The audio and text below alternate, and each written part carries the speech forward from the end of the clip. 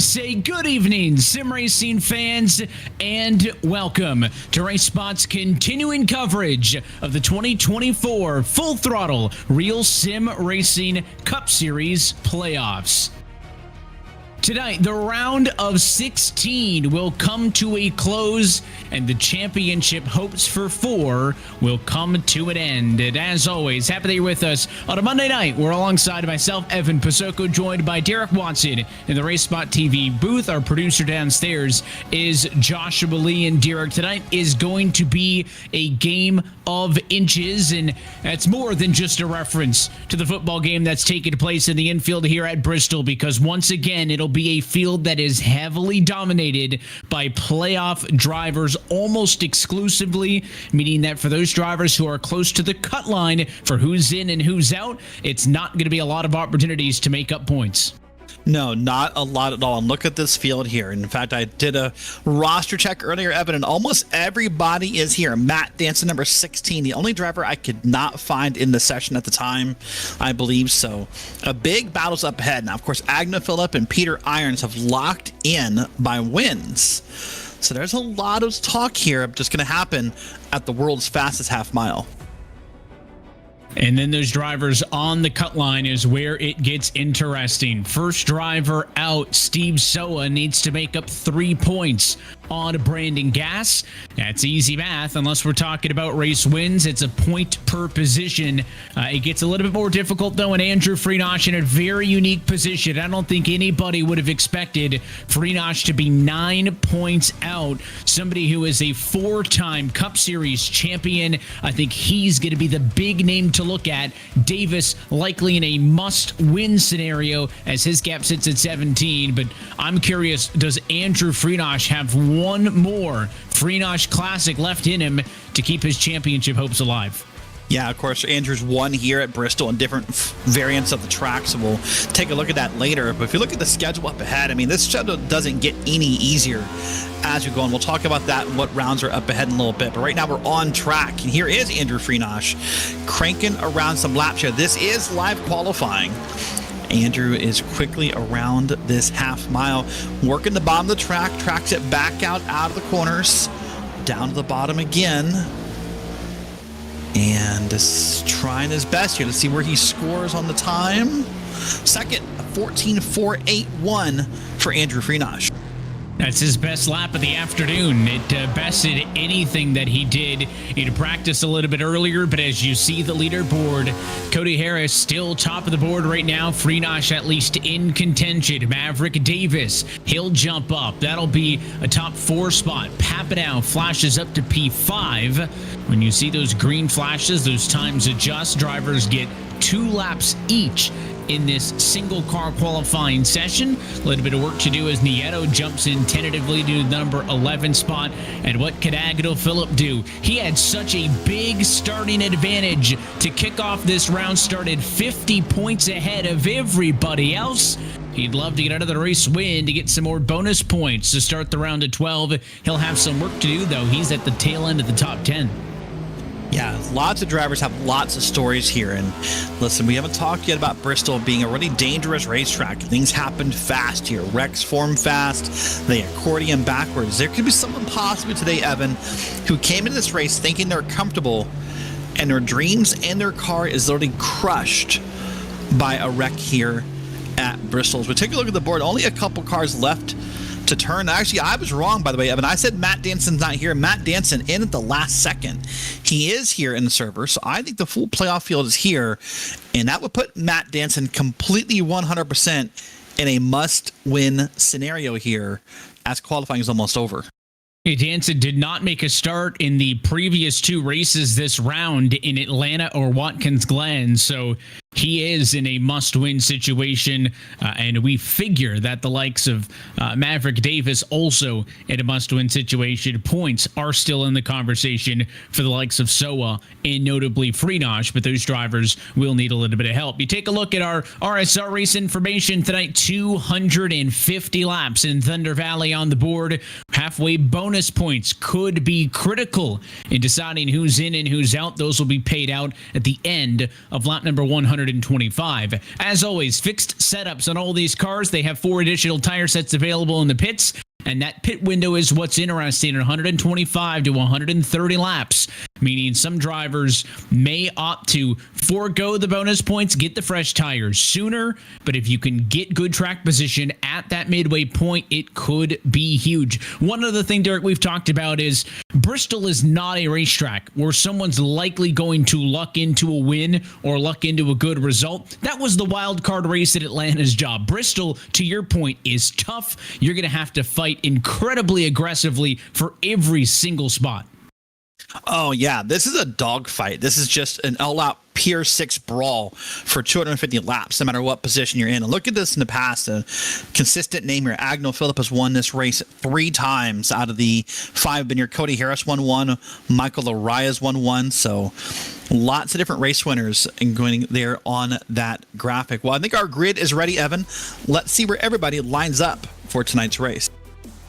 Trackside and take a look at your starting grid. Pole position goes to Cody Harris. Can he find a race win tonight? The A51 Pro X Altus number 28 car starts on pole with a 14.431, and he will be joined on the front row by the 88 car of Andrew Freenosh in second. Third tonight, the number 19 Flat Out Esports machine of Bradley Burke. And to the outside, the 4th place starter, the number 15 5150 Racing Team machine car. That is Maverick Davis. Back on row number 3, P5, the number 10 Ironman Motorsports car of Eric Papineau. And to the outside, Ross Cato in his Fast Forward Esports number 12. Moving back into P7, last week's winner, Peter Irons out there in that number 1 machine with Michael Laraya on the outside in the 44. Then you got Austin Coop and Agnell Phillip back here in 9th and 10th. Sort of odd to see Agnell Phillip back in qualifying P10. And then you got Brandon Gass and Grant Davis, 11th and 12th here on the grid. That takes us to lucky number 13. Tonight going to the Flat Out Esports number 2 Ford of Sam Nieto. To his outside, it is Madatsi Major in the number 82 car starting in 14th. Final car to put down a time in qualifying, the Steel Horse Racing Ford Mustang of Thomas George, which means provisionals will go to the must-win number 38 car of Matt Danson, and Steve Soa looking to buy 3 points on Brandon Gass. He'll start with some work to do in the number 17 spot. That's a look top to bottom at your RSR starting grid. We take a look at some of the track conditions. A couple of weeks ago, drivers, Derek, voted to keep track temps considered warm for the temperature range in the dynamic iRacing weather. It is not overly warm, though. Tonight looks like mid-80s, both the atmospheric temp and track temp, and it is already basically full darkness here at Bristol as we'll race into the night. Wow, that's just beautiful traditional Bristol, isn't it? Just nighttime racing, big lights, bright colors, big sparks, just brings out all the goosebumps and the emotions of this track. Well, you know, we talked about this being the world's fastest half mile, Evan. Let me give you an example of that. The time it took you and I to read the 17 car lineup for this field, 1 minute and 35 seconds. Let me put that in perspective for the viewers. That is 6 laps that we could have turned at Bristol in the time Evan and I read the field to you. So this race is going to go fast under green, and you're going to make fast decisions and fast moves if you want to be successful. And all the talking points coming into this round of 16 was for the top contenders, just don't make any mistakes. It was supposed to be the air quotes easy round with drivers carrying bonus points, and who could steal a spot into the round of 12 if that man right there, Andrew Freenosh, may shockingly not get above the cut line. Does Brandon Gass steal a spot? Does Freenosh bounce back? Does Soa get it? Does Danson get a walk-off win? We're about to find out. Happy that you're with us on another RSR Monday night. Let's go racing at Bristol.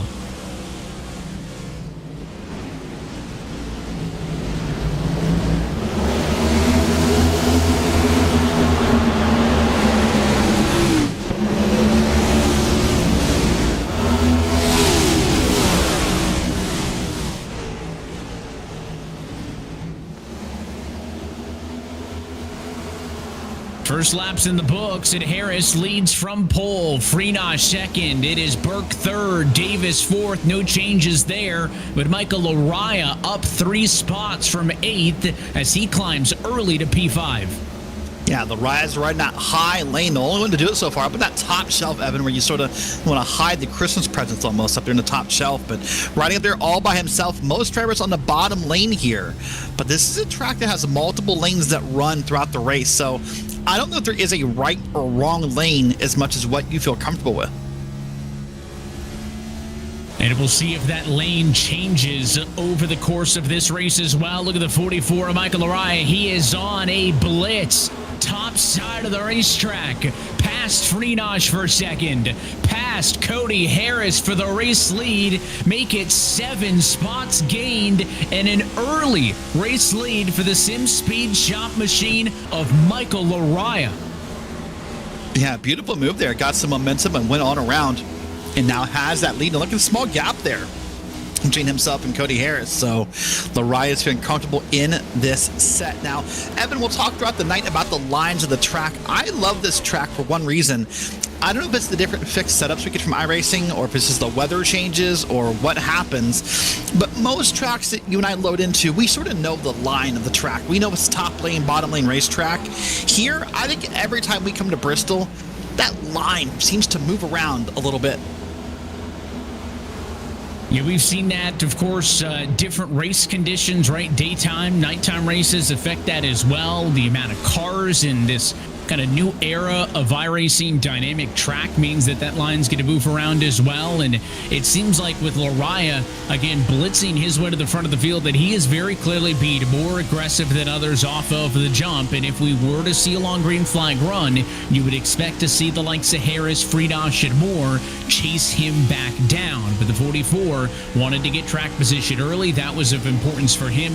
The next biggest mover is Agnell Phillip at +3. That's not to discredit those 3 spots gained for Phillip. He's up to 7th, but it ain't +7 like Michael Araya has been able to do. So again, that was clearly an objective that he set forth off of the green to be able to rocket himself out in front. And Cody Harris, who was the driver leading this race, continues to sit pretty comfortably in second. Off that back end shot, you see the likes of Freenosh, Burke, and Davis lined up behind him. And here's the battle for 7th on back. Agnell Phillip has passed all of those cars lined up behind him, Derek, but he's not catching the next man up. That would be Eric Papanow, P6. Instead, all those cars that Agnell has passed still nipping at his heels right now. Yeah, still nipping right there. There's Ross Cato right behind him, just trying to keep, pace and keep in the distance of Agnell Phillip. And that's got to be confidence inspiring, by the way, to be able to keep up there and race with someone who typically walks away pretty quickly. If you're a Ross Cato or someone back there, maybe an Austin Coop or Peter Iron, well, maybe not Peter Irons, but those guys right there, that's confidence inspiring to be able to get up there and race with Agnell Phillip. Man, Agnell seems to be getting those tires just under that line, Evan, just under the track almost. I'm concerned if he does that one too many times, that car's going to get out from under him and spin around. He feels like kind of dipping those tires down to the transition to the apron is helping him hook that car around the corner. Austin Coop going to go to the outside there as you're both on board with him and taking a live look at him. For him and his rig, he'll go topside on the 12 of Cato, get the pass done. So you could move Austin Coop up to the number 8 position. And now he'll set his sights on passing back around Agnell Phillip, who took advantage of him in the opening laps. So we'll wait and see here. Now the question is, who's using how much equipment per car, right? Who's using how much tire? Remember, you said that pit window was 125 laps. If you're a driver who comes out here and races hard and really just passes everybody and doesn't think about tire conservation, you may pass everyone. You may gain 5, 6, 7, 8, 9 spots. But then 20, 30, 40 laps from now, you might be feeling the side effect of having no tires left at this racetrack. So, maybe drivers who are big movers now may not be so happy before it's time to make a pit stop. But let's wait and see how that plays out. Look at this. There's Bradley Burke all over the back end of Andrew Freenosh. Remember, Freenosh is currently below the cut line, Evan. So he needs to stay up here as much as possible and stay out of the fray. Yeah, that's critical for him as well, as you watch Freenosh trying to hold off the 19 to Bradley Burke, who's being a good instigator. And then further back in the pack, Maverick Davis, Eric Papineau, and more try to make this a 4-car lineup from the battle for third place on the back. Again, Freenosh does not need to win this race, but he would have to outrun Gas by 9 spots to do so. Well, right now, he's outrunning Gas by 10. So live points might just say this is good enough, but look out! Freenosh gets tagged. What a save by the 88 car, as it was almost gone in the blink of an eye. Wow, that's crazy. That's how fast it moves here. And it's an amazing save. I'm excited to see it again in a moment on the replay and see how he gathered that up. But that's the dangerous part of Bristol. When you get 3-4 cars in a row, things can happen. Let's watch the replay here, Evan, whenever it comes up on the screen in a moment. And we'll wait and see how Freenosh saves this machine here at Bristol. And Bradley Burke, I don't think, wanted to make the contact, but you see the replay in the big picture looking to the bottom. Freenosh maybe turns down a little bit, and Burke gets on the brakes quick to give that 88 car space to save it. All it would have taken was for Freenosh to overcorrect that save a little bit. He would have been nose first into the outside wall, and that race car would have been destroyed. Instead, he hangs on, and both of these cars live to see another day. Let's see it on board here. There's that correct to the right, and just the perfect balance to not only save the race car, but basically go right back into the corner and not even lose a spot. Now they're going to fight again. I think Burke is quicker than Freenosh, but he does not want to be the guy that takes out the 4-time champ, so maybe a little bit timid after that earlier contact on how he's going to set up this move as he tries to pass him for P4. And I don't want to let it go without saying the other part of that save, by the way, Evan, was throttle control. Watching how Andrew just got off the throttle and let it come to him and then got back in the throttle. The biggest mistake a driver can make when getting spun like that or when spinning like that, either way you look at it, is by slamming the throttle. It just lets the car get all kinds of wicked loose, and that can happen. But here they are side by side again. This time, Burke on the outside. Freenosh still wants that spot. And let's see if Bradley Burke can close the deal here. Yeah, I think he's going to clear him, Evan, about maybe a corner or two. It'll be Burke ahead of Freenosh. Burke is through, and now Andrew Freenosh down 3 spots from the start of this race, not having the performance that he needs quite yet. If he continues to drop down, it's only going to get worse and worse for him with the points. Again, Gas is not having a great night. Steve Soa mid-pack means the door is open for Freenosh with the live points, but as they run, I wouldn't be surprised if Soa, Freenosh, and Gas were all about a point or two apart from each other at a battle for the 12th and final transfer spot in the championship. And if Freenosh again loses more spots, it's going to give that opening more in favor of Gas and that man right there, Steve Soa. Soa coming into tonight, he was 3 points behind Brandon Gas. Well, Soa right now in P11, Brandon Gas in P13. So that means Soa still 1 point behind Gas in the live standings. And as to the outside on Soa goes Matt Danson, who's a lapped car that's not for position. However, as the 82 car goes by on the outside, that one is. And this is going to be a bad turn for Soa, pinned on the bottom. Major gets by. So does Brandon Gas, and now things go in the wrong direction for the 75. And that's an unfortunate side effect of Bristol right there, Evan, where it just feels like either it's the top lane or the bottom lane. If they get a run on you and they pass you by, it feels impossible to stop it. It's like when you're at a restaurant and you open the door for one person, and next thing you know, like 8 more people will kind of like walk through the door you've opened for that one person. That's what happens at Bristol when that lineup of cars comes and finds you. It's impossible to stop those cars from passing you, and I'm sure that's frustrating for Steven Soa. And you hope for, if you're in Soa's camp, that you were able to make those spots up early in the race. You hope that it was not a case that you burned up your tires and you're struggling, and that it was simply a case of you got stuck on the bottom and all those cars were passing up high. The fact that that's a big group of cars all close to each other means that there are opportunities maybe to get those spots back later on down the line. So Couple of swings in the championship points as we close in on a 50-lap green flag sprint to open this race. Derek, this has been a story for much of the second half of this year as you go on board with Cody Harris on the replay, driving around the outside and putting that number 28 car back up in front and into the race lead, is that these smaller fields mean that we spread out a bit quicker, even at highly congested and tight racetracks like Bristol. So these green flag races, nothing that should surprise any of the drivers in the field. It's been the name of the game for much of 2024. And the good news about the smaller field for drivers like Harris, Lariah, Davis and others up front is it's going to take longer to catch lap traffic. Lap traffic is going to be a thing we're going to talk about at Bristol as long as we stay green. It's just it's just like normal talk at Bristol. But because of this smaller field, because of the 17 car field, it's going to take longer to find that lap traffic. If we were a full, like the Sunday Cup race or the weekend Cup race, 30, 40 cars, you find lap traffic pretty darn quick here. So for Harris and Lariah, they're going to get a break on how long it takes them to find out lap traffic.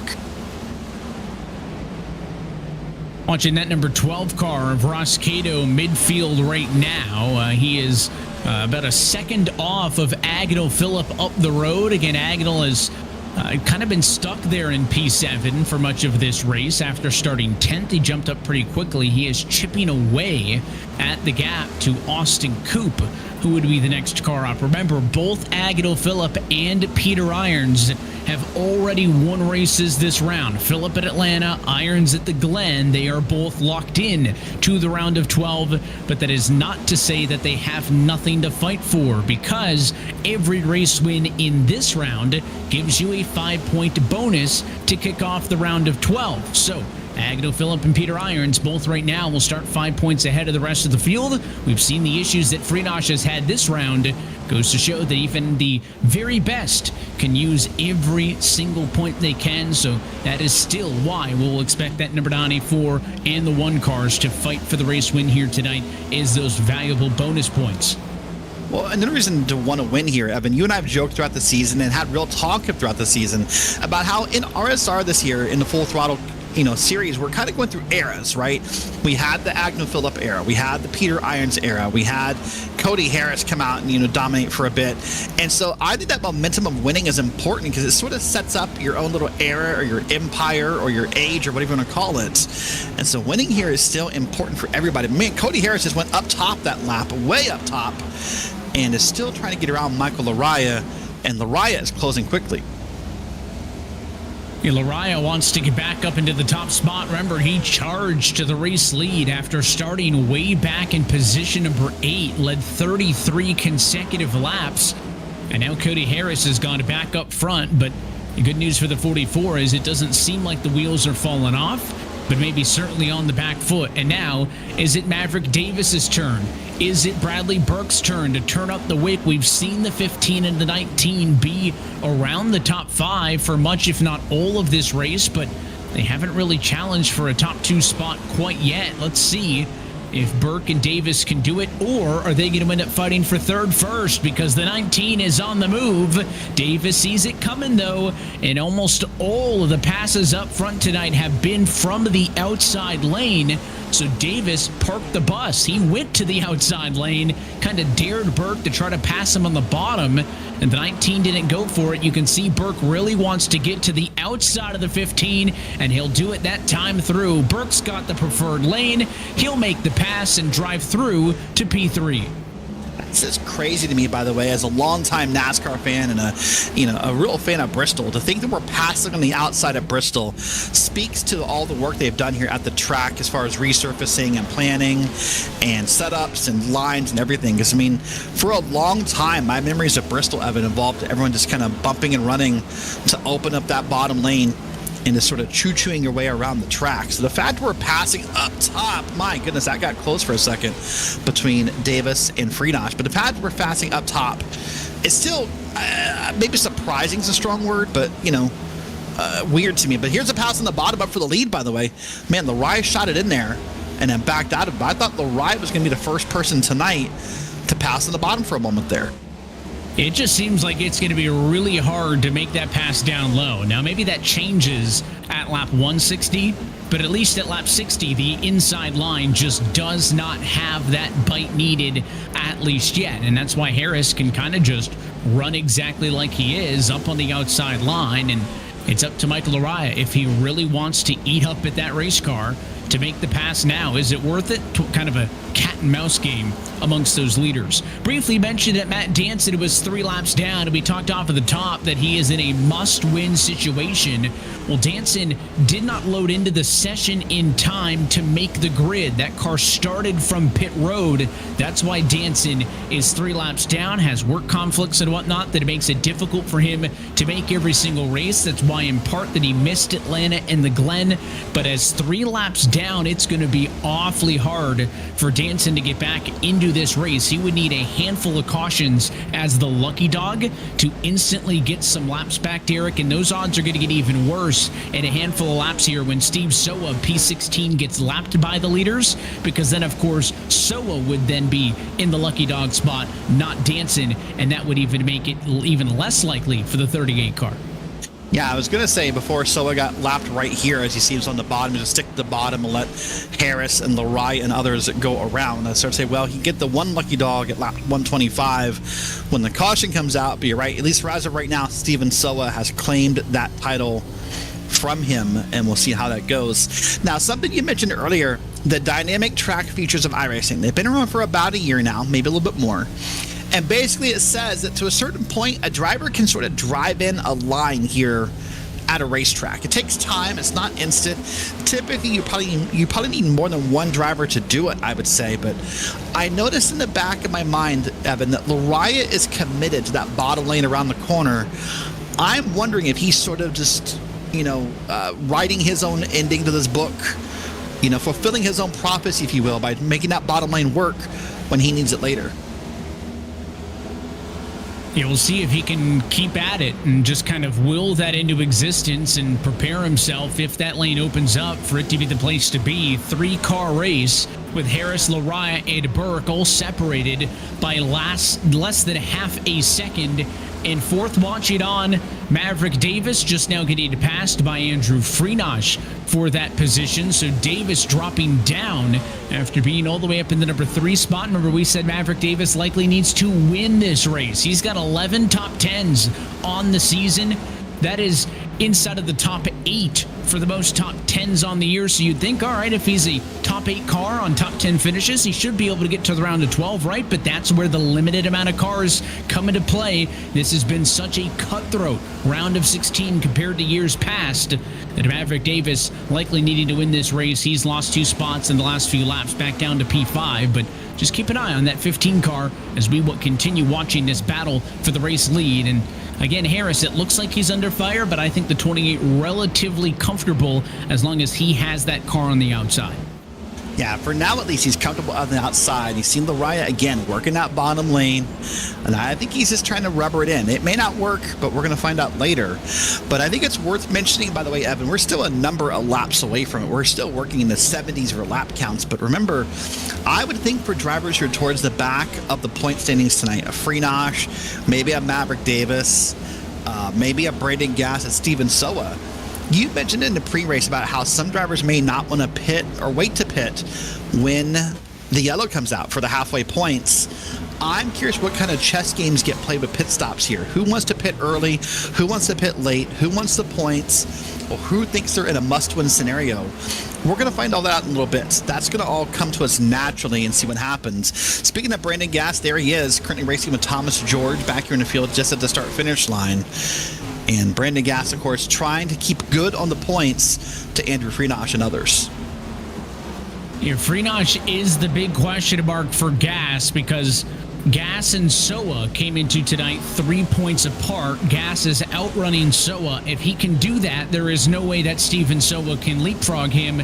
That would mean that Brandon Gass is good for P12 unless Andrew Freenosh either wins this race or beats Gass by 9 positions. That would put both Gass and Soa on the outs. So Gass is doing what he needs to do in the battle against Soa.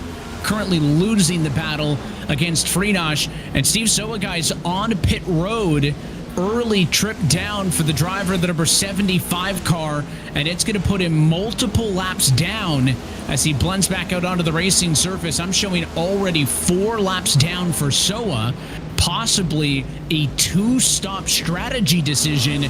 Talk about just going all in, and he's going to make a decision here that puts him off strategy compared to everybody else he's running with. I have to admit, when I mentioned this whole mental chess game of pit stops, he made me look really smart that I brought it up right there, but I had no idea. Here's another one. That's Austin Coop, I believe, coming down pit road. So some people are swinging big tonight on a Monday night here in the RSR series and just want to take a chance. Remember, we're running that version of Bristol, Evan, where no matter where your pit stop is, you have to go all the way around. And that's why Steven Soa is 4 laps down. This incredibly slow pit road speed, when you're doing it under green flag, it feels like a millennium to get to your pit stall. It really does. It's quite the complete opposite of when you're at speed and doing a lap. People have described this racetrack as like you're flying a fighter jet in a gymnasium, but then on pit road, it feels like it takes forever because, to your point, those dual pit roads on the front and the back straightaway act as one pit lane. You have to drive down both no matter where your stall actually is. So Soa kicked off the pit stops, but we've seen Coop, George, and Major all down to pit road as well. You're pretty much right on the dot at the 1/3 distance marker. I would love if this green flag race at Bristol's got a little bit of added spice and we get some tire strategy into this one also, because if we get half the field on 2-stoppers, half the field on 1s, that could be quite the storyline to follow. Again, still just those 4 that have come down pit road. We'll let you know if any of the cars from up front decide to come in. I'm a little surprised by the Minazzi Major pit stop, Evan. I think that maybe more of he wasn't happy with his tires. He came into tonight about, more than 10 points to the good on the field, ahead of Thomas George, Papanow, Coop, and Gas. So I'm a little surprised by that pit stop. The rest of those drivers are right on the cut line, and they thought they had to make something happen. Here comes Ross Cato, so I'm beginning to think this might be a case, Evan, of monkey see, monkey do, where one driver did it, so now we're all going to do it. Sorry, that's Eric Papanow. I said Ross Cato. I apologize. That's Papanow. But now it's maybe, once you get out there and you see these guys lap you, and you see how good those new tires feel, how fast they are, it may tempt everybody to come down pit road. Here comes Sam Nieto as well. He says he'll be in the next time. If there is a discrepancy, too, on the number of cars on a 2-stop strategy, those would be the cars pitting now, and the number of cars going for a 1-stop strategy. If you can get to 125, those bonus points would go heavily in favor of the drivers who are not making the early stop if these other cars don't cycle through. That's the question again on speed, but certainly bonus points for the midway break. And again, those points are going to be awarded at the end of lap number 125. There won't be a caution or a restart associated with it, so we'd expect cars to get the bonus points and then probably pit right after on 126, but it would be the cars on the 1-stop strategy taking the lion's share of those bonus points. So for Soa going off strategy, it's notable that both Gas and Freenosh have not come in. Those are the cars he's racing against, and those cars would likely be scoring bonus points. Yeah, that's the news for Freenosh. I think he has to stay out unless he gets to a point with the tires in that car where they're just undrivable. Freenosh has to stay out here and get those points. See, everyone else around him, I believe, Soa, Gas, I think Austin Coop's already pitted, Eric Papanow.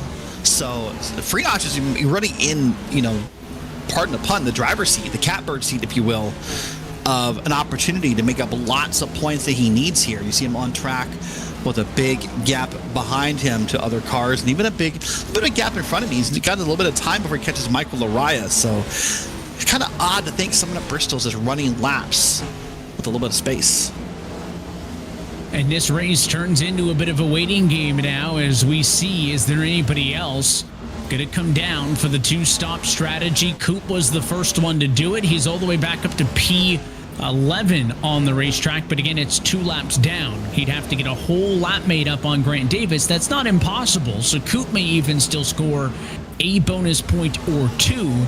Again, that is all dependent on, obviously, those cars who pitted going to be running much faster. Coop's last lap of 14.896. The race leader, Cody Harris, is a 15.69. So, Coop has not been as fast as Harris all night, but because he's got the better tires, he's currently running about a second better at their current pace. Freenosh, Agnew Phillip, and more kind of sporting the black cars tonight. There's Agnew Phillip. You'll see this 10 car coming through of Eric Papineau. That's better tires look like. That is not for position. The car for position is behind the 94. That would be that 12 of Cato, who nearly sneaking to the inside there, trying to take a look under Freenosh. Can't do it. This time by, going to be 25 laps away from halfway home. That'll be 25 laps away from paying out some bonus points. And much like we've seen in the battle for the race lead, attacking cars going to be forced to the bottom. Does the outside work as a defensive line for Agnew Phillip? Well, we're seeing right now, of course, that the bottom line works for new tires, but in race conditions, I'm not sure how well it works. Here's Manazzi Majors going to come on around, and we'll see who else gets themselves around here. But, man, as a driver on old tires, Evan, when you see a driver go by like a Manazzi Major or others on new tires, it's difficult to watch it happen because you want to stick to your strategy. You want to stick to that plan you laid out in your head, and you want to, make your plan work. Contact behind right there. But when you see that happen and those new tires go on by, it's tempting to go join the crowd. It really is, and you have to hope that the math in your head, those numbers that you have run, are going to work out in your favor, right? There are going to be some drivers who have probably run an entire race worth of practice and have tested out over the course of a full race. If we go green, am I going to be net faster on one stop or two? There are other drivers who may not have run an entire race, but have kind of done the quick math in their head, used their probably thousands of laps of experience in these cars at this track, and kind of made an educated decision. And then to your point, other drivers who may just be doing it on a whim, but we've got a spinner, and that's going to change everything. Caution at lap number 105. It is for Grant Davis, and that is going to trap all of the cars who pitted down and off of the lead lap and severely hurt that strategy decision as Davis spins at lap 105. Well, there's lots of strategy to think about right now, and we'll go through all that in a moment. But I want to wait and see if we can find out what happened to Grant Davis. I suspect we're going to find out. Just got a little too into the gas off the corner here. Oh, no, he got contact from Nieto. And right in the back end, and around he goes. And the caution is out right at the start-finish line here at Bristol. Evan, lots of question marks to be had here. Who does what? Who pits? Who doesn't pit? But let's watch this first, and we'll talk about that. Here's Nieto closing quickly. This got in the back end of Davis. I think Davis, had already pitted, so I think those are new tires. But Nieto was closing quickly on Grant Davis.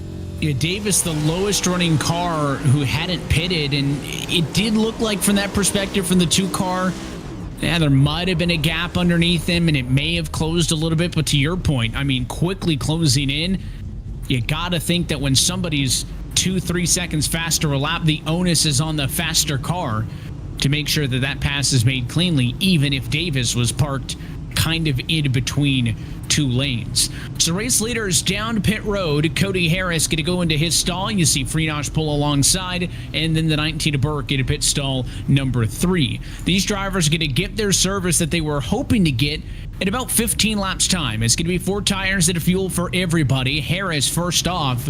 The big question here, though, we showed that the total fuel window was from 125 to 130 or so.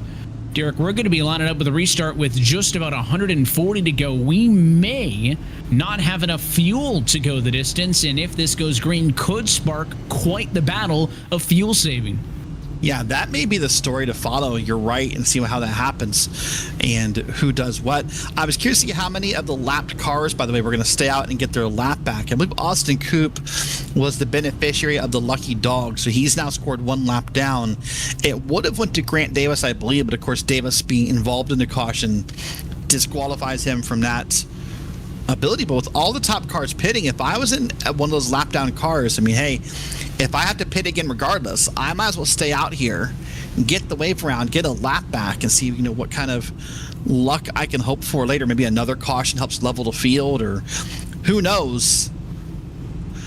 But yeah, right now, this is where we line up here with Austin Coop, the first car, one lap down in P10, and right now on a lap of his own, Evan.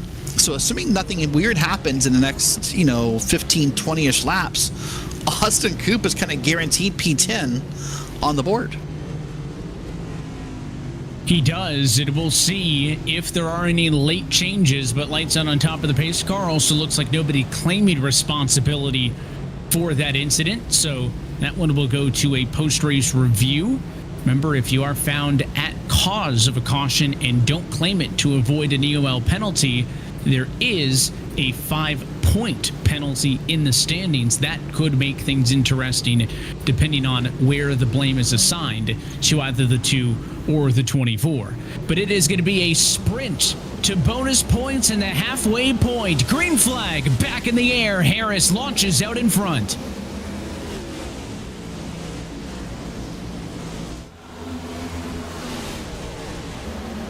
Michael Araya on the charge to the outside, and just like he did at the start of the race, he blows the doors off of Harris, goes to P1.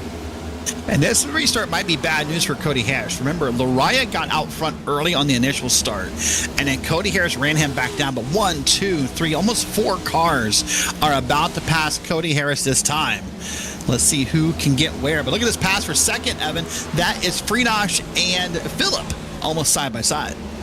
Freenosh is second. He wants to cash in 9 bonus points by finishing in second. Brandon Gass rides in 9th. That would be 2 bonus points if they finished where they ran. Freenosh would go from 9 points back to only 2 points back in the battle for the final transfer spot in on points. Phillip, though, wants to make it difficult for the 88 car, still trying to go to the bottom. And if you're Andrew Freenosh, do you push this with the 44 and try to get one more? Battle P3, it's Burke and Phillip. Oh, it's a game of risk and reward for Andrew Freenosh, because if you push it too hard and you let something bad happen, you've thrown away all of this work. So if I was Freenosh, I'd almost be thrilled to be in P2, right ahead of Phillip. Now there's a pass side by side again. Let's see how this works out. And that's Phillip around on the inside. One of our first inside passes all night long. Going to be tough, though, here. He's going to have to pull the double unless he can find a spot in between, and there it is. Wasn't really an opening, but started coming up, and Andrew Freenosh, knowing what is on the line, backed out of it there, yielding to the 94 of Phillip, and Phillip gets in to the number 2 spot. 5 laps away from bonus points being paid out. Gass has also picked up a spot, so while Gass goes up 1, Freenosh drops 1. That means the gap between those two may go from 2 points to 4 once these are handed out. And remember, even though we've talked a lot about drivers on the cut line, these drivers up here want these points, Evan, because they carry over, or they help put you in a better spot for the next round and where you line up points-wise. So every driver wants every spot possible to get a better run in the next round here in the playoffs. That's why we'll see Phillip. That's why we'll see Irons fight aggressively for the race win. Is if they can take home a checkered flag tonight, to your point, they would cash in 5 more bonus points to kick off with the round of 12. Working lap number 123 as Michael Araya looking to score 10 bonus points. He doesn't need them. He came into tonight with a healthy margin. But again, Laraya is thinking race win. And this time by, he will take to the start of lap number 125. And we're going to pay out points next time by the start-finish line. Can Phillip get to Laraya? Freenosh hanging on in third. And as we take halfway home, it's Laraya scored P1. Ooh, Burke up in the wall, by the way, at the end of that lap, right in front of this Maverick Davis. So a tough moment there where it could have gone really bad, but they both got it gathered up and did pretty well here. But now look at this lap traffic already playing a factor. This Matt Danson, I do believe, in the way, and I think that's not going to be Adrian Phillips' chance to get around here, make a pass and lead for what I believe to be the first time tonight. It's going to be a lap and a half late in terms of the bonus points, but you're right. That time by the stripe was lap lead number 1 in favor of Agnew Phillip, who has completed his charge from 10th on the grid up to the race lead. His 9 spots gained more than anybody else in the field. And you take a look at your past concrete Bristol winners, a whole lot of Agnew Phillip. Can he do it again? Can he back up his race win from here earlier this season and pull a Bristol sweep? Yeah, that'd be incredible to do, and it feels great to make it happen if you can pull off a sweep at any racetrack. But to be able to claim Bristol as your sweep is a pretty cool achievement, honestly, to do it. As you said, many drivers have run many laps here, whether it be because of the full-length special events that iRacing puts on, the 500 lappers, or just league races, or what have you. There's no lack of opportunity to run laps at Bristol on the iRacing service. And now that we have gotten past the halfway point, the points have been paid out. Gas gained even an additional spot. So again, rough math would tell me that Andrew Freenosh picked up 8 bonus points, but Brandon Gass likely picked up 4 bonus points, which means that it wasn't that big of a difference between those two. If that's the case, again, Freenosh was -9. He probably closes it down to maybe -5, maybe -4. So Freenosh is going to need to beat Gas by 5 or 4 spots. Well, right now, Freenosh down to 4th, Gas up to P6. I think live points would have Andrew Freenosh out of the round of 12 the way things are currently running, with Freenosh dropping and Gas closing. Yeah, that's the beauty and the stress all tied into one of this playoff system. Is lap by a lap, things can change, points can move, you're in, you're out, you're tied, what have you, and you have to be aware of it. Now the question is, does Andrew Freenosh know? Does he care? Or is he just thinking, hey, listen, I just have to win, I don't care about the points, I don't, that'll work itself out? Some drivers stress over it. Some drivers will ask, hey, where is so-and-so? Or they're constantly looking on their relatives, wanting to know where someone is. Some drivers can tune it out, and that's always a skill if you can do it. And I think Andrew Freenosh has the ability and the experience to do that.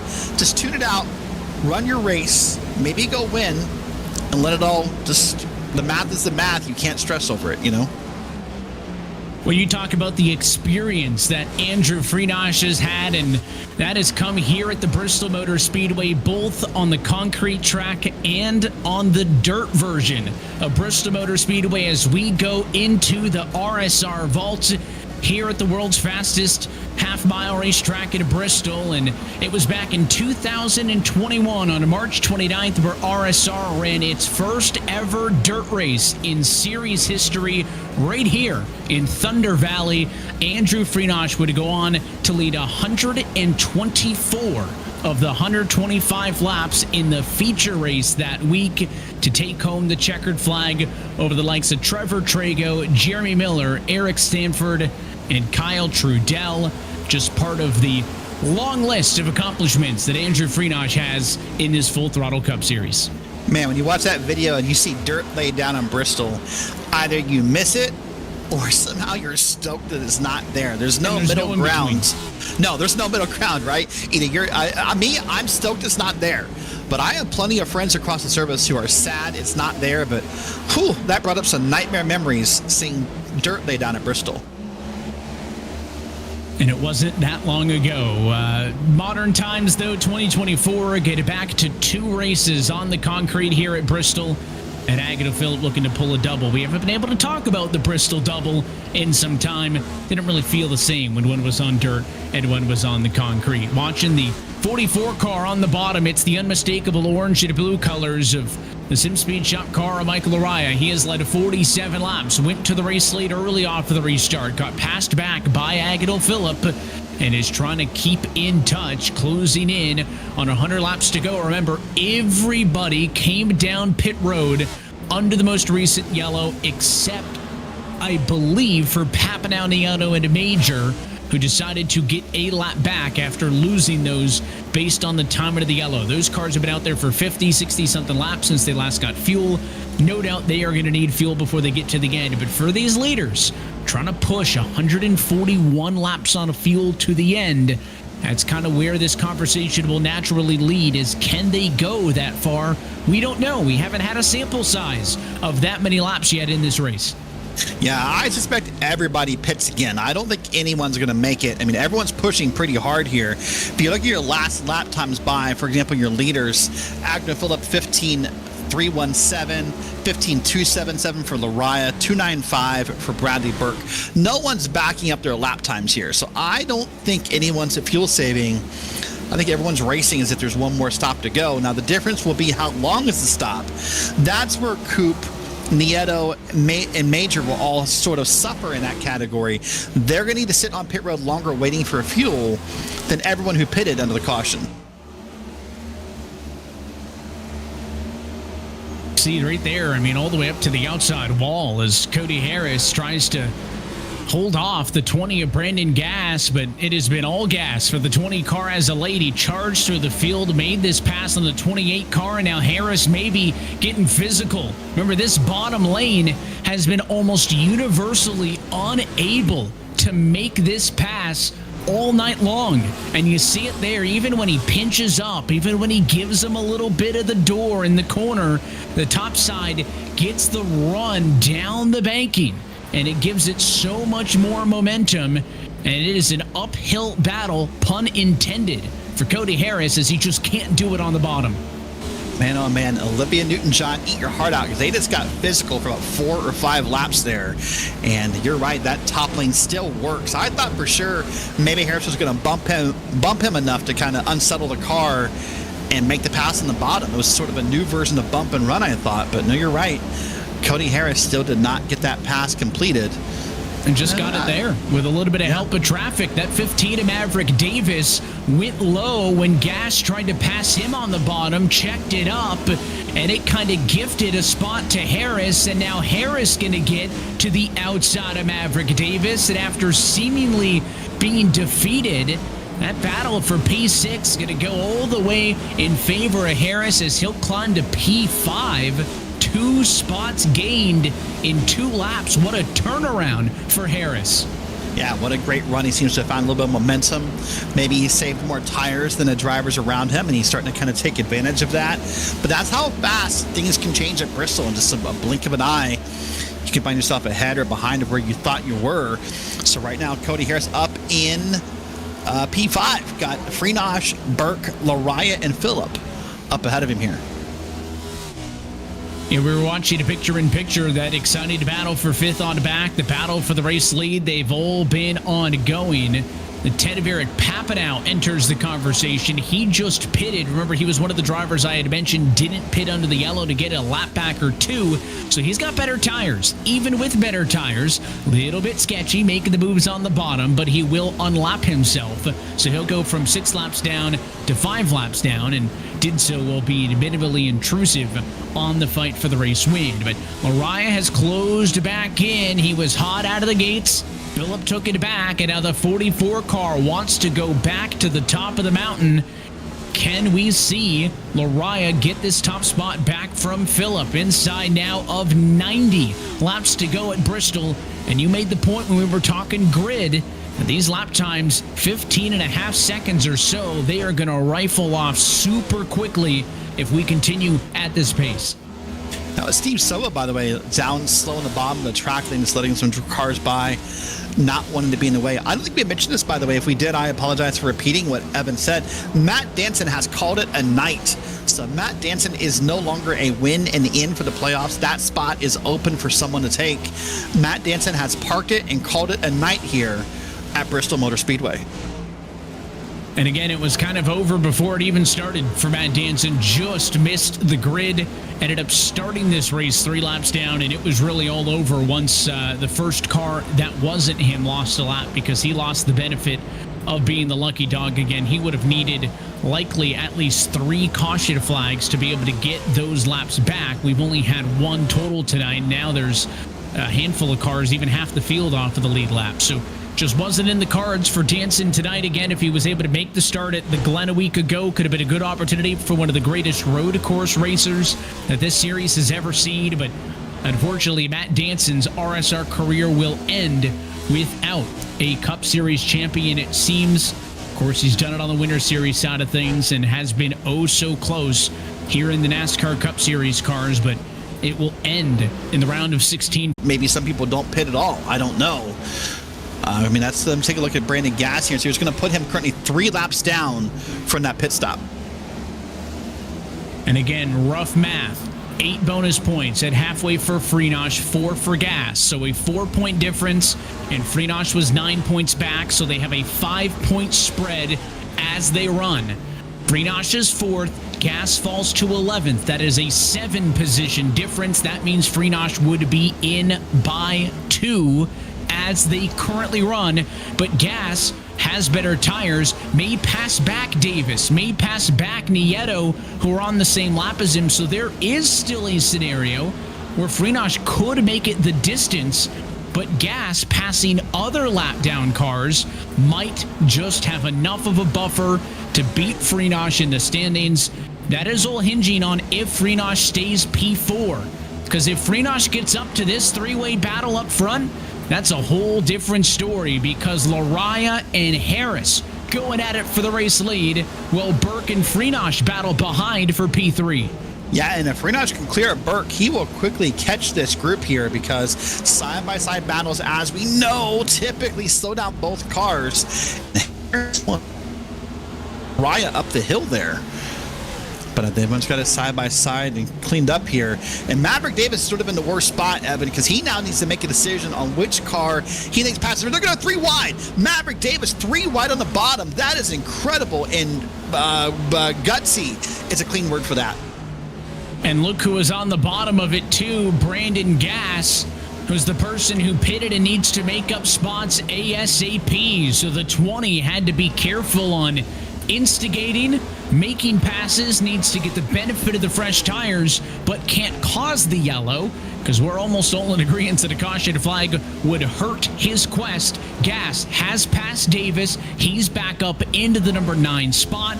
With Freenosh in 4th, they may be unofficially now tied for the final transfer spot. Coupe 3 wide around the leaders, who are trying to stretch fuel and tires to the very end of this race, inside now of 50 laps to go. Wow, I can't believe it. I know it's because of new tires. I know it's because of all the factors involved, but 3 wide at Bristol. You've called many more laps at Bristol than I have. 3 wide at Bristol. Again, there's Steven Silva doing it. This is not common at Bristol. And if I'm one of those leaders, if I'm Lariah, if I'm Harris, I'm not happy or comfortable that we're 3 wide at Bristol. How many times have you said 3 wide at Bristol?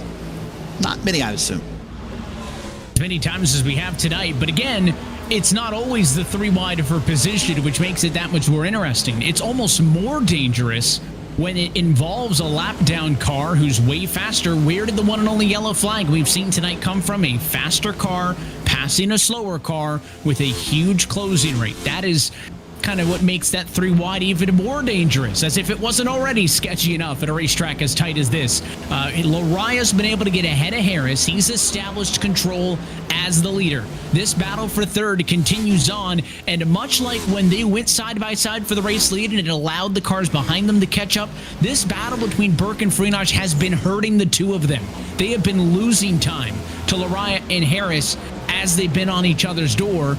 Burke clears for the moment, but they've fallen nearly 2 seconds off of the leader. Yeah, and if you're Andrew Freenosh, you have to think to yourself right now, even if I don't win this race, I need to go lead a lap. I need to go do some things for bonus points if I can. Obviously, most laps led is well out the window for Andrew Freenosh, but anything he can do to gain a point here would help a lot. Now he's going to try to make the pass on the bottom, way to the bottom, almost the bottom of the track, and maybe clears Burke. They're side by side down the back straight. And let's see if he does it again. Man, that is way to the bottom down there. And that time would beat him to the line, I think. Maybe not. But you're right, this is hurting them. This is not how they need to race. Andrew Freenosh is desperate to make the pass, but may not recognize that with Harris and Lariah, nose to bumper, whatever you call it, that this is not going to help them catch the leaders. And if Friedosh and Gas were to be tied for the final transfer spot, the tiebreak would go to the highest finish in the round of 16. And I'm just pulling up these stats as we talk now. Friedosh's finishes have been 19th, 15th, and then whatever he scores here tonight in this race. Brandon Gass's finishes in this round, as the results populate as I go through the stat sheet here, would be a 17th and an 11th. So based on that, Friedosh would be your tiebreak, because whatever finish he has, if he can stay remotely close to where he rides right now in the battle for third, would be the highest finish of either of those cars in this round. So that's almost like an extra point in the back pocket for the 88 car.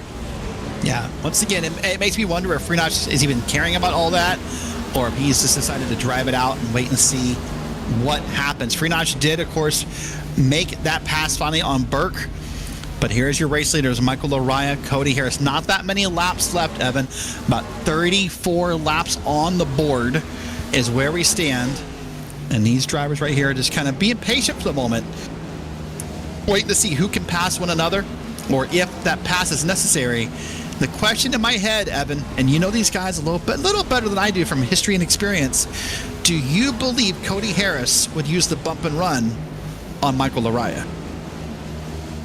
I think Cody Harris is in a spot where he doesn't need to use the bumper.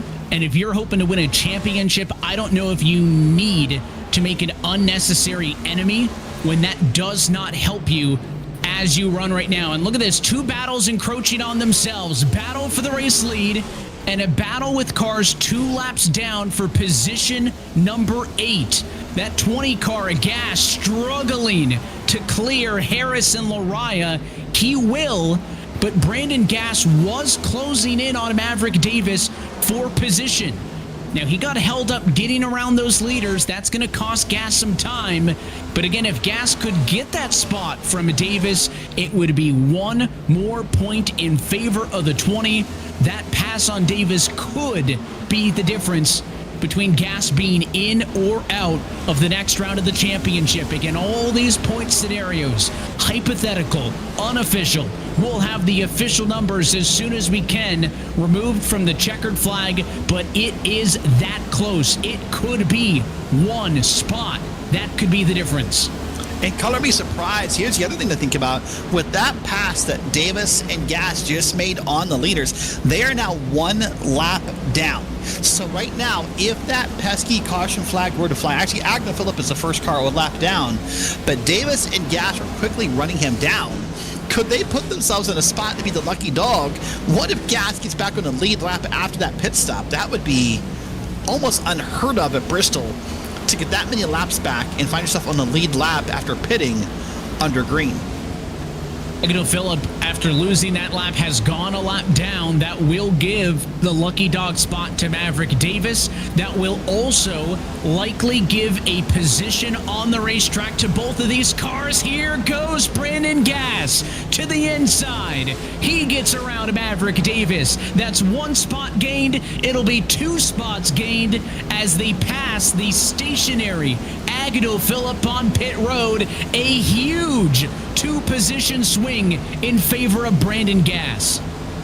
Man, and look at Gas down there. New tires, passing Papinow, passing Peter Irons, keeping ahead of Maverick Davis. Like, the fact they've unlapped themselves twice shows you how strong those new tires are. But then on the top of your screen, you see they lead up here. And Cody Harris has kind of put a small gap here on Michael Lariah. I think we all got so excited about the lap car battle, we sort of maybe missed or forgot that Cody Harris made the pass here. Wow, that's incredible to see. Cody Harris doesn't need the win, but will take the win going into the round of 12 if he can finish this off. Cody Harris has had a strong opening round of these playoffs, would like to be the 3rd different race winner in the 3 weeks of this playoff, because it would mean that he would start even with Peter Irons and Agnew Phillip when it comes to bonus points to kick off the next round. You can see Phillip, who pitted, he's going to unlap himself. It's weird to see the 94 next to the leader and say it's not for position. And I think, again, the pit stop for the 94 was more so those tires were cooked and he had to come down pit road as opposed to a fuel decision. But that is still a lingering question amongst these race leaders who have not pitted in 123 laps. They still have 18 laps to go. Can they go that far on fuel? Sam Nieto is kind of my guinea pig right now. He last pitted 139 laps ago and is still on track. Granted, there was a couple of caution flag laps in there, but if Sam Nieto can go another 10 laps, I think that means there's enough fuel in the tanks of those top 6. Yeah, wait to find out. So let's run through the names real quick here. There's a couple battles on track. You got Cody Harris, Michael Araya, Freenosh, Ross Cato, Bradley Burke, as Burke there was the victim in traffic in the off screen. And Peter Irons, and these are the last ones. So those names right there that I called off, those are the ones that were wondering if they could make it on gas. So you're right, Sam Nieto did it. But I just think, especially for Harris and Lariah, they've been battling so hard for that lead side by side and bumping and pushing and passing and back and forth. It's hard to think you can do that and save fuel. It's possible, but I have some question marks on my head. If you want to maybe go to someone like Peter Irons, who's been kind of quiet, maybe. Ross Cato, maybe, but like Bradley Burke, I just don't see how you race that hard and that side by side and save fuel at the same time. And worth noting also that through a lot of these battles with the number 19 car of Bradley Burke dropping back, Freenosh has also gained a spot. So Freenosh now running 4 positions ahead of Brandon Gass on the racetrack. Again, that could be maybe 1 point in the red, could be a tie. It's somewhere extremely close, but that pass for third is a very notable spot and point gained in favor of the 88 car of Freenosh. And the last lap, Freenosh was better than Lariah ahead of him. I don't think he's going to have enough time, though, to get to second place because Cody Harris is inside of 10 laps to go. Now, small problem for Cody Harris. You see there's a lapped car up ahead, so you need to be a little careful here. Well, you'll see that actually that's happening off screen, but now on screen, sorry, side by side is Freenosh and Agnew Phillip. Not a pass for position, but of course Agnew went right on by pretty easily with that new equipment. But there's the Cody Harris. Sorry, that's the one I'm talking about. That's Peter Irons. He's putting a lap down, by the way, and makes that pass on the bottom. Does so pretty easily. So here we go. This is where I thought we would be short on fuel. This is where I thought these laps would count. You see Cody Harris here, very stoic. Man, he must be a great poker player, Evan, because you hardly ever get anything off of Cody Harris's face. It's hard to tell. And again, I mentioned that Sam Nieto was going to be my guinea pig. He just hit 150 laps on the tank of fuel that he's running with right now. Yes, there was about 5 laps of yellow in there, so let's take 2.5 laps off that number. Let's call it 147 laps run. That would be less than the distance that Harris, Lariah, and company need to go total. So Nieto's been able to make it.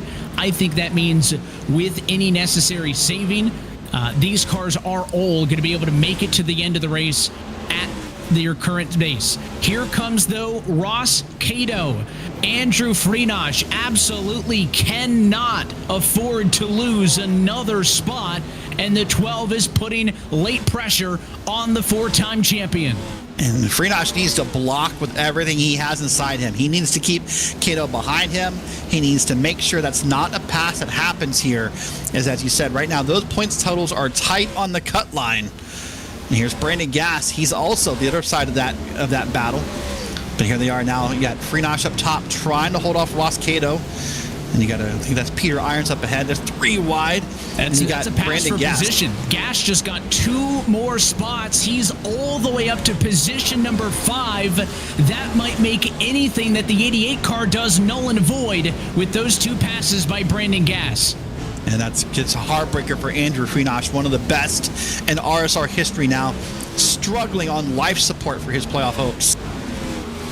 Two different stories to get to the end. Gas pitted, charged to the field. Freenosh was able to make it stretch, but in the end, it may not be enough, and it might not matter. Up front, white flag in the air for Cody Harris, who will, in the end, lead more laps than anybody else. Checkered flag number 3 punches his ticket to the round of 12.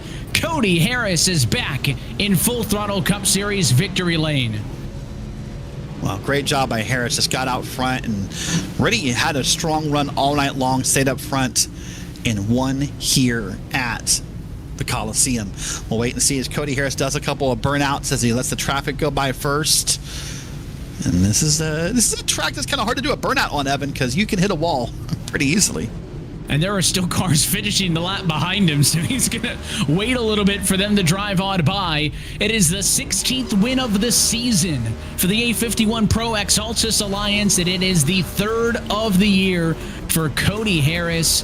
And if you want to talk about getting hot at the right time, nobody has more race wins in the last 4 weeks than this man right here. Harris won the regular season finale at Darlington. He wins the round of 16 finale here at Bristol, and will start even with irons with Phillip, with those bonus points carrying over into the next round.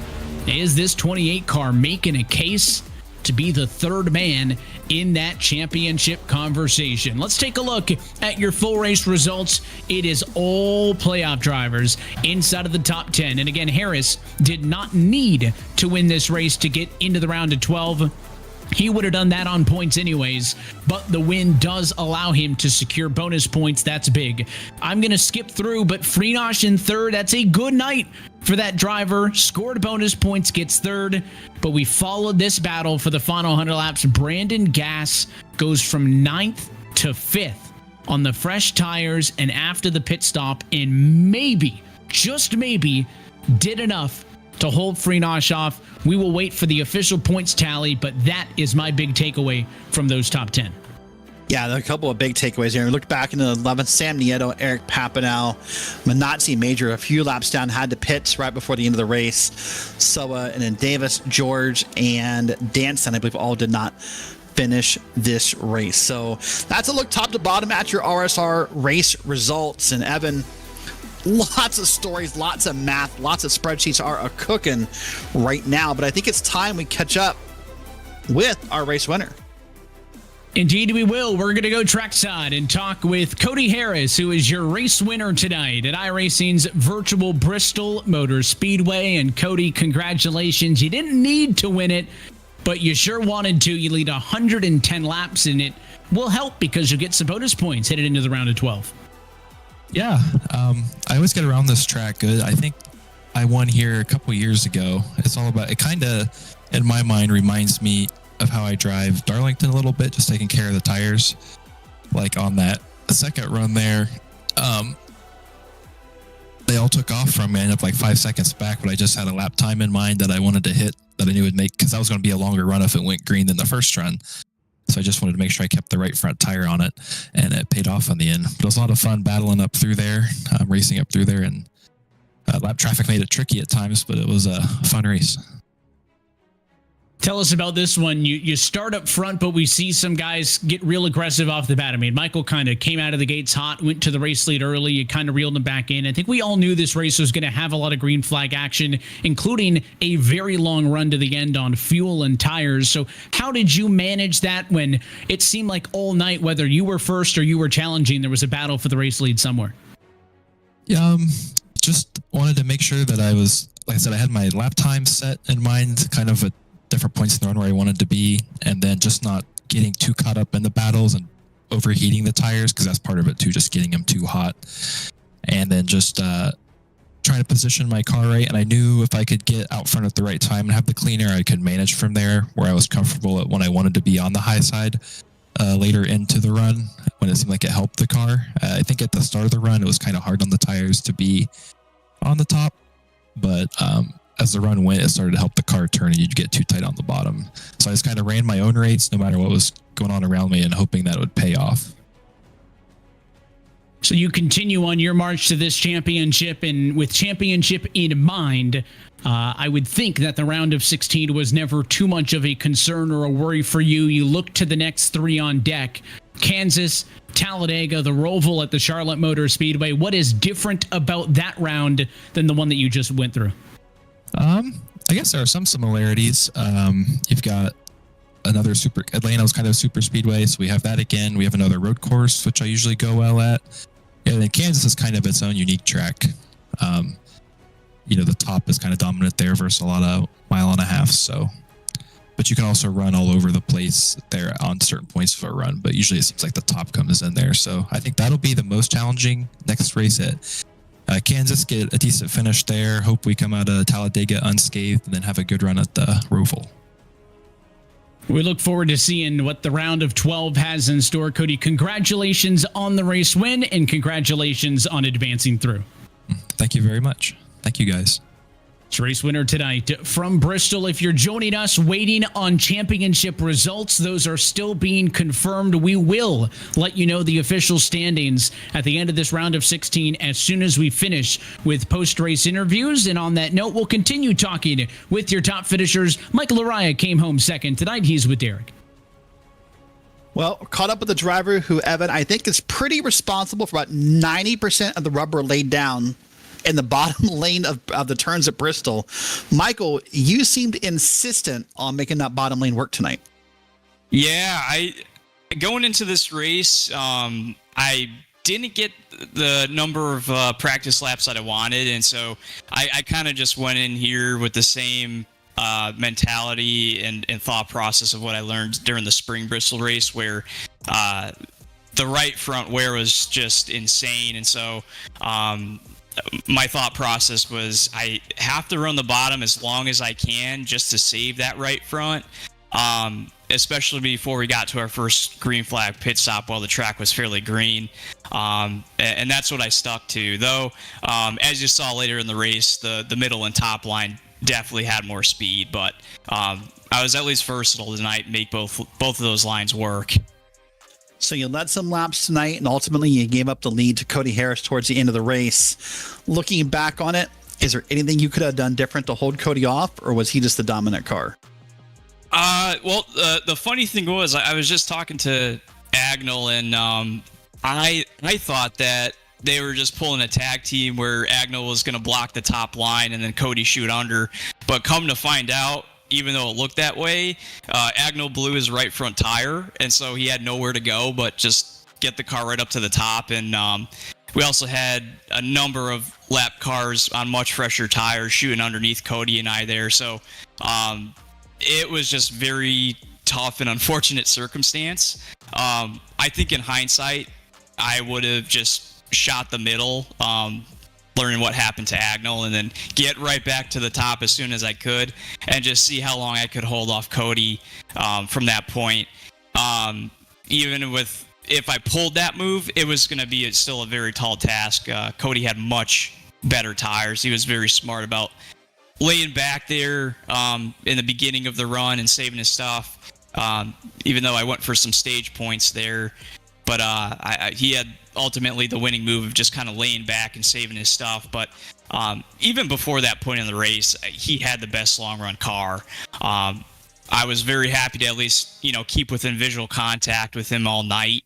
But yeah, it would have been interesting to see, if I got back up to that top line, if I could still keep holding him off, because Agnell was certainly doing a really good job running that line before I got around him, but I was just trying to put the pressure on him, and finally his tires gave up. And so I think if Cody kept doing that to me, probably the same thing would have happened eventually, but I was going to make it hard for him.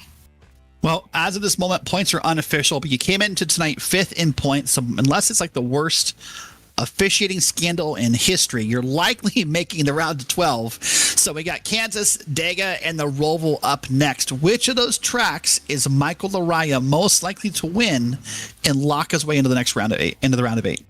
No doubt about it. It would be Kansas. 1.5 miles are my strong suit on iRacing, and I've had very good success at Kansas before in the past, both in this league as well as others. So I really look forward to that race. If I can't win it, I definitely want to shoot for a top 5 to at least give myself a little bit of a buffer going into the 2 other tracks, being Roval and Dega. Those tracks are so unpredictable. You never know what can happen there. So anything you can do to give yourself a little bit of a points cushion is going to be very important. All right. Well, listen. Well, great run tonight. It was a blast watching you run here around Bristol. Thank you for being here, and we'll see you next week. All right. Thank you. All right, that is Michael O'Reilly, driver of number 44 machine. And now, Evan, I think it's time we catch up with third place, Andrew Freenosh. So, Andrew, you came into tonight really below the cut line. And what was your goal tonight? Was it just to win and not care about the points? Were the points in your head? How did that work out? Yeah, it's funny. I've said all year, not really points racing, but came into tonight, saw we had somewhat of a chance. First 2 races, internet went out and just kind of showed up late. Dealing with some stuff personally that kind of lost interest in some of this. So, came into tonight, fun track, and we were points racing. I think without that caution, we were kind of in a decent spot. Caution came out, then we had to run hard there for the first 15 laps of that run. Just killed our tires towards the end, just to get some halfway points there. And from there, it was kind of just, get as many spots as we can. I saw Brandon, congratulations to him making the next round. He drove a great race, had a great strategy. He drove up the 5th, and I kind of knew our tires were killed from that, having to run pretty hard at the start. And just did what we could to hold on to 3rd, and I'm pretty sure we're eliminated, though. So, it was a little bit of points racing, but just had some fun tonight. I can confirm for you right here live. You're 1 point short of Austin Coops. You're a point to the negative on the cut line, unfortunately. So this will be the end of the playoff hope for RSR. But of course, as the season wraps up and as this whole series wraps up, what are you most looking forward to for the rest of RSR?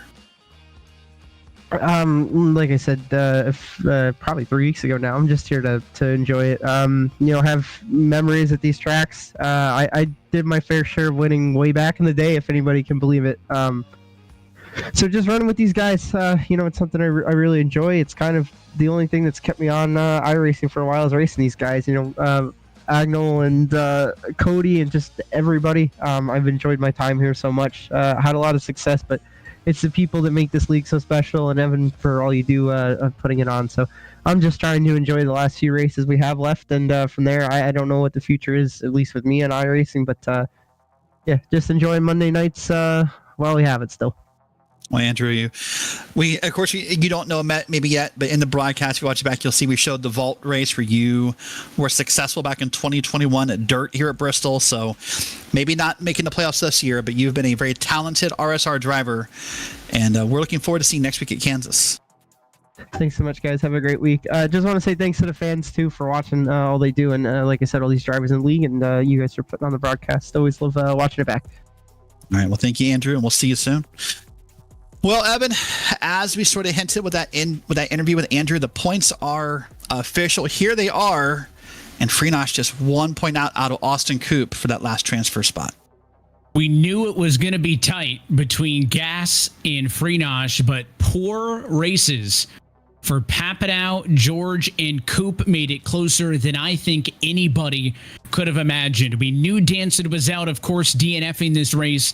When Steve Soa came down to kick off the two-stop strategy, I should say, he gets trapped multiple laps down, and we knew it was done for him at that point. And Davis, we knew all along, was in kind of a must-win situation. So that settles 14, 15, and 16.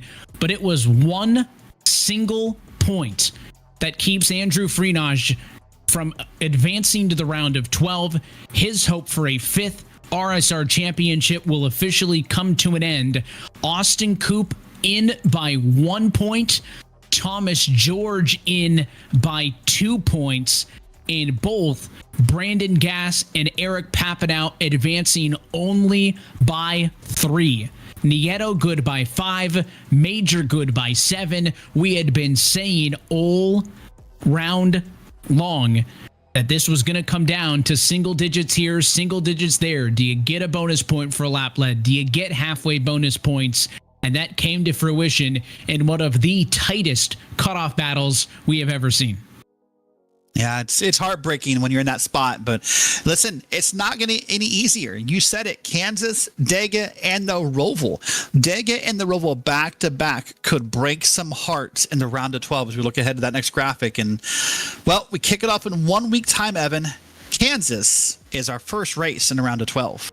And as those margins get tighter, do the bonus points that Phillip Irons and Harris accrued in this round, does it give them a slight upper hand? The rules stay the same, but it's new tracks. 3 races, this time only the top 8 advance.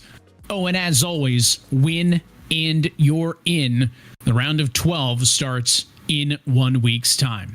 Until then, though, that is it for us here tonight from Bristol. On behalf of our entire team at RealSimRacing and RaceSpotTV, and for your broadcast crew tonight, for our producer Joshua Lee, for myself, Evan Pasoko, and for Derek Watson, I want to say thanks for tuning in, and we hope you join us next time out. We return for the round of 12 opener on Monday, September 23rd at iRacing's virtual Kansas Speedway. That race and every race of the Full Throttle Real Sim Racing Cup Series playoffs can be found exclusively right here on RaceSpotTV. Good night from Bristol, where 16 has been whittled down to 12.